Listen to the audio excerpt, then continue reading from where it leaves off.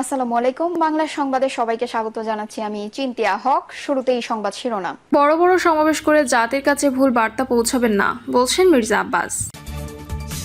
BNP নেতাদের দফায় দফায় চীন সফর, কিসের বার্তা? জানাবো জুলাই ঘোষণাপত্র, সরকার 2বার সময় দিয়েও প্রতিশ্রুতি রক্ষা করেনি, বলছেন নাহিদ ইসলাম। এবং সর্বশেষ জানাবো রাস্তা নিয়ে সংঘর্ষে এনসিপি নেতা সহ আহত 6। শুনছিলেন সংবাদ শিরোনাম, এবারে বিস্তারিত। বড় বড় সমাবেশ করে জাতির কাছে ভুল বার্তা পৌঁছাবেন না, বলছেন মির্জা আব্বাস। বিএনপির স্থায়ী কমিটির সদস্য মির্জা আব্বাস বলেছেন, এভাবে বড় বড় সমাবেশ করে জাতির কাছে ভুল বার্তা পৌঁছাবেন না। মোবাইল দিয়ে যদি প্রমাণ করা যায় কে কত জনপ্রিয়, আমরা সারা বাংলাদেশকে একদিনের সমাবেশের আওতায় আনতে পারি। মির্জা আব্বাস বলেন, এভাবে বড় বড় সমাবেশ করে জাতির কাছে ভুল বার্তা পৌঁছাবেন না। মোবাইল দিয়ে যদি প্রমাণ করা যায় কে কত জনপ্রিয়, আমরা সারা বাংলাদেশকে একদিনে সমাবেশের আওতায় আনতে পারি। সারা বাংলাদেশ একদিনে সমাবেশ করবে, কেউ কোনো জায়গায় ছাড়বে না। এটা তো সিস্টেম হলো না। তিনি বলেন, সবাইকে অনুরোধ জানাবো, আউল ফাউল কথাবার্তা বললেন না, কেউ মনে করবেন না সুবিচারের লোক বলে সুখী হয়ে যাবেন, সুখী না। আপনারা এই সমস্ত কথাবার্তা বলে দেশবাসীকে বিভ্রান্ত করবেন না। ইসলামী আন্দোলনের আমির সৈয়দ রেজাউল করিমকে উদ্দেশ্য করে বিএনপির স্থায়ী কমিটির এ সদস্য বলেন, যখন বিএনপি জামাতের উপর স্টিম রোলার চালানো হচ্ছিল তখন ওই দলটি এবং তার নেতা দূরে থেকে বাহবা দিয়েছেন, ইনডাইরেক্টলি হাসিনাকে সমর্থন দিয়েছেন। কালো নির্বাচন, রাতের নির্বাচন, দিনের নির্বাচন, 3বার নির্বাচন হয়েছে, ওনারা কোনো প্রতিবাদ করেন নাই। এখন লম্বা কথা বলতেছেন। আগে দিতে হবে স্থানীয় নির্বাচন, এরপর পিআর সিস্টেম। নির্বাচন না হয় এদেশে কোনো নির্বাচন হবে না। মির্জা আব্বাস অভিযোগ করে বলেন, একটি গোষ্ঠী নির্বাচনকে পিছিয়ে দিয়ে জাতির সর্বনাশ করতে চাচ্ছে। এক একজন এক একটা দাবি তুলে নির্বাচনকে পিছিয়ে নির্বাচনের অবস্থা সর্বনাশ করে দিয়ে এ জাতির সর্বনাশ করতে চাচ্ছে। পিআর পদ্ধতি কই থেকে আসে, প্রশ্ন মির্জা আব্বাসের। তিনি বলেন, দেশটাকে সুন্দর করার জন্য ঐক্যবদ্ধ হয়ে কিছু করেন না, শুধু আপনার কথা মতোই হবে না। স্থানীয় সরকার আগে হতে হবে, আবার পিআর ভোট করতে হবে। কেন ভাই, কই থেকে আবিষ্কার করেন এগুলা? কে দেয় বুদ্ধি আপনাদের? এই সমস্ত কুপরামর্শ নিয়ে এই দেশ ও জাতিকে ধ্বংস করার জন্য একদল লোক আজকে মাঠে নেমেছে। ইরানের উদাহরণ টেনে মির্জা আব্বাস বলেন, আমাদেরকে মুসলিম বিশ্বের কেউ যখন তাকে সমর্থন দিল না, ইরান একাই যুদ্ধ করে গেল, কারণ জাতি ঐক্যবদ্ধ ছিল। আর আমার দেশের মধ্যে কিছু রাজনীতিবিদ ক্ষমতায় যাওয়ার জন্য কিছু রাজনীতিবিদ ক্ষমতায় যেতে দেব না, এই করে করে দেশটাকে গত 50 বছরে এগোতে দিল না। দেশটাকে আমরা ধীরে ধীরে শেষ করে দিচ্ছি। দেশকে ভালোবেসে সবাইকে এক জায়গায় আসার আহ্বান জানান মির্জা আব্বাস। তিনি বলেন, যারা দেশকে ভালোবাসেন একটা জায়গায় আসেন, যে জায়গায় গেলে পরে দেশ ও দেশের মানুষের উন্নতি হবে। বিএনপি নেতাদের দফায় দফায় চীন সফর, কিসের বার্তা? গত বছরের আগস্টে ছাত্র জনতার এক ঐতিহাসিক গণঅভ্যুত্থানের মুখে ফ্যাসিবাদী আওয়ামী লীগ সরকারের পতনের পর থেকে এ পর্যন্ত কয়েক দফায় চীন সফর করেছে দেশের অন্যতম রাজনৈতিক দল বিএনপি। বেশ কয়েকটি প্রতিনিধি দল। বিএনপির ওই প্রতিনিধি দলে ছিলেন দলটির স্থায়ী কমিটির সদস্য গয়েশ্বরচন্দ্র রায়। তিনি বলেন, সফরটি খুবই ভালো হয়েছে। সামনে নির্বাচনে আমরা যদি সরকার গঠন করি, তাদের যেন প্রবলেমে না হয়, ধারাবাহিকতা যেন থাকে, এগুলো নিয়ে আলাপ হয়েছে। তারাও ইতিবাচক বলেছে, আমরাও ইতিবাচকভাবে দেখছি। বিএনপি প্রতিনিধি দলের এই সফরটিকে কূটনৈতিকভাবে বেশ গুরুত্বের সঙ্গে দেখছেন বিশ্লেষকরা। তারা বলেছেন, বিএনপির উচ্চ পর্যায়ের প্রতিনিধি দলের এই সফর ভবিষ্যতে কূটনৈতিক সম্পর্কের জন্য ইতিবাচক ইঙ্গিত বহন করে। চীনে বাংলাদেশের সাবেক রাষ্ট্রদূত মুন্সি ফয়েজ আহমদ বলেন, প্রথমত চীনকে নিয়ে বাংলাদেশের দলগুলো কি ভাবছে সেটা বোঝার চেষ্টা করা। দ্বিতীয়ত তাদের স্বার্থগুলোর আছে, সেগুলোর ধারাবাহিকতা কিভাবে থাকবে সেটা নিয়ে আলোচনা করা। আওয়ামী লীগ সরকার পতনের পর এ নিয়ে 3 দফায় চীন সফরে গিয়েছেন বিএনপি নেতারা।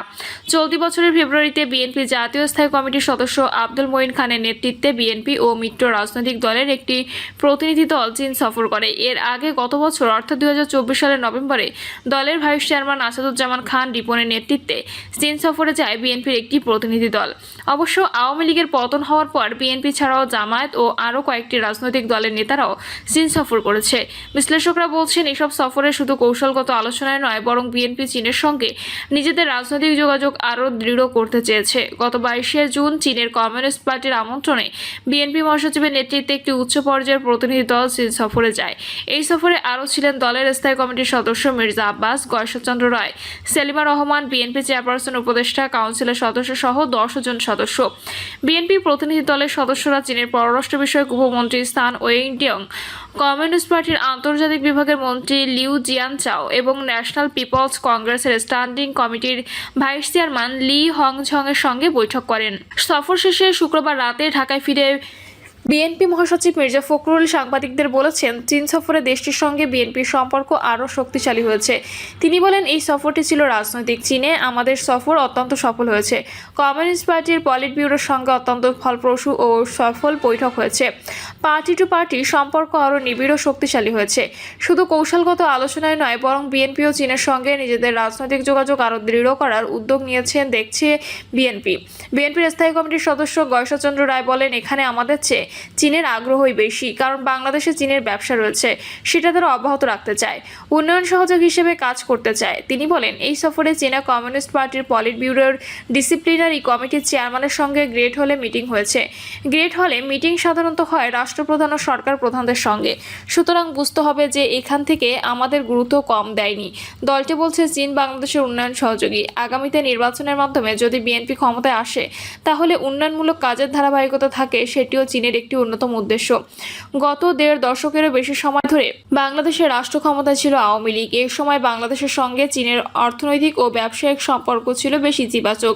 বিশ্লেষকরা বলছেন, বাংলাদেশের সঙ্গে চীনের প্রায় $42 বিলিয়ন বিনিয়োগ হয়েছে, যে কারণে চীন বাংলাদেশের বিভিন্ন রাজনৈতিক দলগুলোর সঙ্গে সুসম্পর্ক বজায় রাখতে চায়। বাংলাদেশ চীন অ্যালামনাই অ্যাসোসিয়েশনের সেক্রেটারি ও শাহজালাল বিজ্ঞান ও প্রযুক্তি বিশ্ববিদ্যালয়ের পলিটিক্যাল স্টাডিজ বিভাগের অধ্যাপক শাহাবুল হক বিবিসি বাংলাকে বলেন, চীন বর্তমানে বাংলাদেশের অন্যতম প্রধান কৌশলগত ও অর্থনৈতিক অংশীদার, যে কারণে তারা বিএনপি সহ অন্যান্য রাজনৈতিক দলের সঙ্গে সম্পর্ক উন্নয়নে যে আলোচনা করছে, সেটা মূলত ইকোনমিক ডিপ্লোম্যাসি। বিশ্লেষকরা মনে করছেন, অর্থনৈতিক ও ব্যবসায়িক কারণে শেখ হাসিনার সরকার পতনের পর বাংলাদেশে বিএনপি, জামায়াত, এনসিপি সহ বিভিন্ন রাজনৈতিক দলগুলোর সঙ্গে যোগাযোগ রক্ষা করে চলছে দলটি। সে কারণে বিএনপিকেও বেশ গুরুত্ব দিচ্ছে চীন। জুলাই ঘোষণাপত্র, সরকার 2 বার সময় দিয়ে প্রতিশ্রুতি রক্ষা করেনি, বলছেন নাহিদ ইসলাম। জুলাই ঘোষণাপত্র প্রকাশ্যে অন্তর্বর্তীকালীন সরকার দুইবার সময় দিয়েও প্রতিশ্রুতি রক্ষা করেনি বলে মন্তব্য করেছেন জাতীয় নাগরিক পার্টির আহ্বায়ক নাহিদ ইসলাম। ওই পোস্টে নাহিদ ইসলাম লেখেন, জুলাই ঘোষণাপত্র হচ্ছে জুলাই ছাত্র গণঅভ্যুত্থানের ঐতিহাসিক প্রেক্ষাপট, শহীদ, আহত ও নেতৃত্বদের অবদান এবং রাজনৈতিক নিরাপত্তা সুরক্ষা এবং জুলাইয়ের আকাঙ্ক্ষার সংজ্ঞায়ন নিশ্চিতে একটি জাতীয় দলিল, যা পরবর্তীতে আইনি ও সাংবিধানিক ভিত্তি পাবে। 31শে ডিসেম্বর ছাত্র নেতৃত্ব জুলাইয়ের ঘোষণাপত্র দিতে চেয়েছিল, কিন্তু সরকার সব রাজনৈতিক দলের সঙ্গে আলোচনা করে সরকারিভাবে ঘোষণাপত্র দিতে চেয়েছিল। ছাত্র নেতৃত্ব তাই তাদের উদ্যোগ থেকে সরে এসেছিল। তিনি লেখেন, সরকার বিভিন্ন দল পক্ষ থেকে খসড়া ঘোষণাপত্র চেয়েছিল। সেই সময় বৈষম্য বিরোধী ছাত্র আন্দোলনের পক্ষ থেকে সরকারের কাছে একটা খসড়া ঘোষণাপত্র দেওয়া হয়েছিল। সবগুলো ডকুমেন্ট মিলিয়ে একটা কমন দলিল তৈরি করার কথা ছিল, যা সব পক্ষ একসঙ্গে উদযাপনের মাধ্যমে ঘোষণা করবে। কিন্তু সরকার দুইবার সময় দিয়েও প্রতিশ্রুতি রক্ষা করেনি। কেন করেনি, কোথায় বাধা পেল, তাও স্পষ্ট করেনি। নাহিদ ইসলাম লেখেন, সরকারের কাছে অবশ্যই আমরা জবাবদিহি চাই। আমরা চাই রাষ্ট্রীয় উদ্যোগে ঘোষণাপত্র জারি করা হোক, যা পরবর্তী সময়ে সংবিধানে যুক্ত করার কমিটমেন্ট থাকবে। কিন্তু সরকার যদি কোনো উদ্যোগই না নেয়, আমরা বসে থাকবো না। আমাদের বক্তব্য, আমাদের ইস্তেহার অবশ্যই আমরা প্রকাশ করব। অন্য সব পক্ষকেও বলবো, আপনাদের ইস্তেহার তৈরি করুন। সকলে মিলে আমরা দলিল তৈরি করতে পারলে সরকার সেটা গ্রহণ করতে বাধ্য থাকবে। জুলাই ঘোষণাপত্র শহীদ পরিবারের পক্ষ থেকে পাঠ করা হবে জানিয়ে তিনি লেখেন, জুলাই সনদে রাষ্ট্রের মৌলিক সংস্কারের রূপরেখা থাকবে।